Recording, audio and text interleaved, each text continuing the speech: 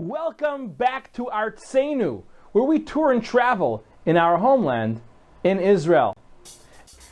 Previously on Here we are Artzenu. again, looking around, finding wrong hints and who knows what. Today all we got is a note.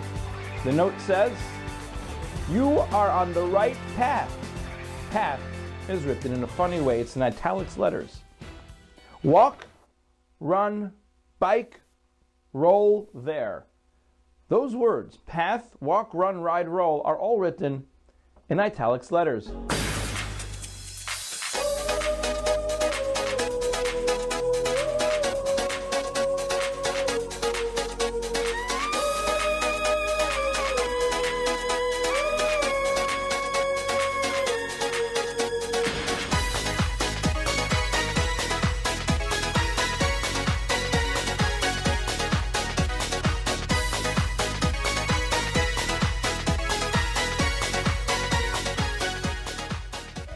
Ladies and gentlemen, we are pleased to welcome you aboard this El Al flight. On behalf of El Al, the captain and the crew, we wish you all a pleasant flight. El Al, it's not just an airline, it's Israel.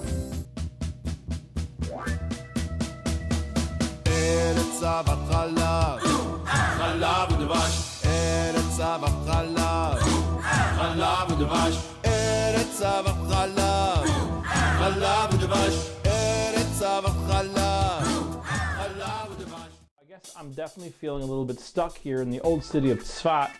Again, no information. Another hint about a path that you can roll or bike or ride or hike. And I know I have no idea where to turn next. Luckily, I received a number of emails with some suggestions. Here, the first one says, the longest path in Israel is called Shvil Yisrael, and it runs from the very north all the way down to Eilat. Maybe your box is on that path. Yes, I love that. But here's what they ended the email by saying, or it sounds like you're just on a wild goose chase.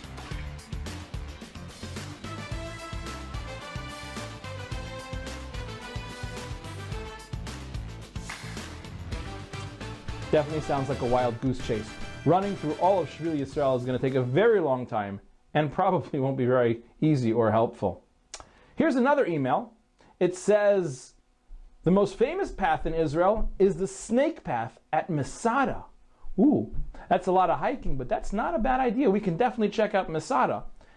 Our third email suggests that there is a path which is rideable and hikeable and bikeable, and that is the first wheelchair accessible waterfall hike in the country at Naalach Fete.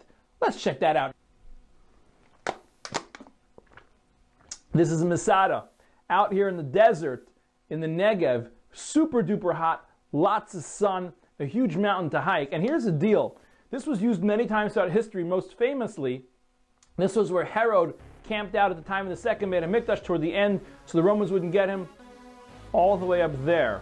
This is definitely the most famous path in Israel. It's called the snake path, and it's a really tough climb.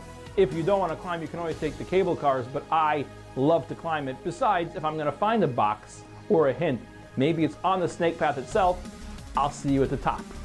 Masada is an interesting place because at the end of the time of the second Beit HaMikdash, when we were trying to hold on to some part of Eretz Israel, the Jews came out here and they hid here from the Romans, and ultimately this was the final holding for the Jewish people before we finally lost all of Eretz Yisrael.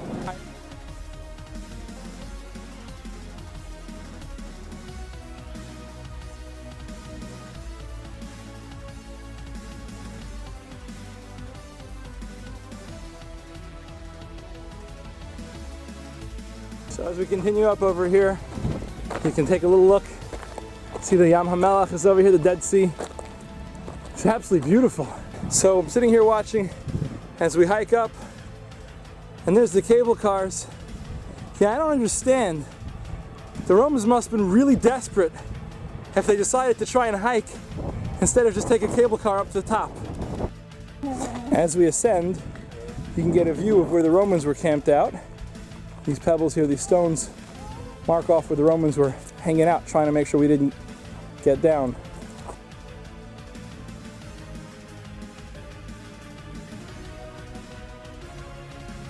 You've made it to the top, and once you get here, you can find that there are the original stones from the fortress built by King Herod.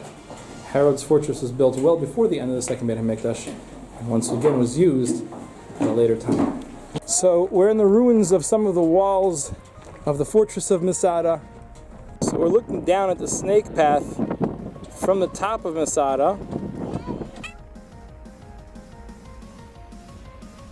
Water up here must have been a huge task to fill this mikveh and these water pools. I once heard a story about a huge rain that fell here in the Negev in the early 1980s. And what was very interesting is that the water sat in these pools until early 1990. There was still water sitting in them when I was here for the first time. It was still wet, and there were still small puddles in the bottom of these pits. Here we can see some of the original pillars from the times when this was used as a public meeting space and a bathhouse. Now that we've had a chance to tour all of Masada, the whole top to bottom, it seems pretty clear that there's no hints and no boxes here. I guess we'll go check Naalach Fete and see if maybe we have more luck there. Now we gotta hike back down. All right, let's do it.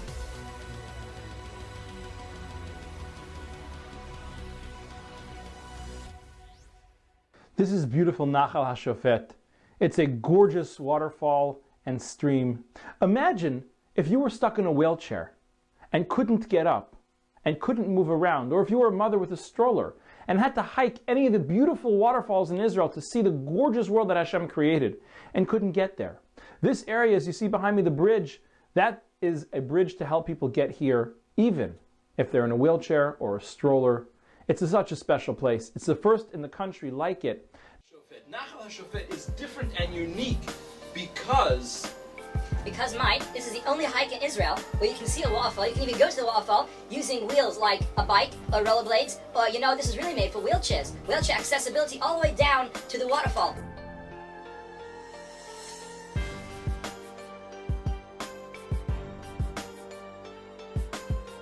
The only place in the entire country like it is so special.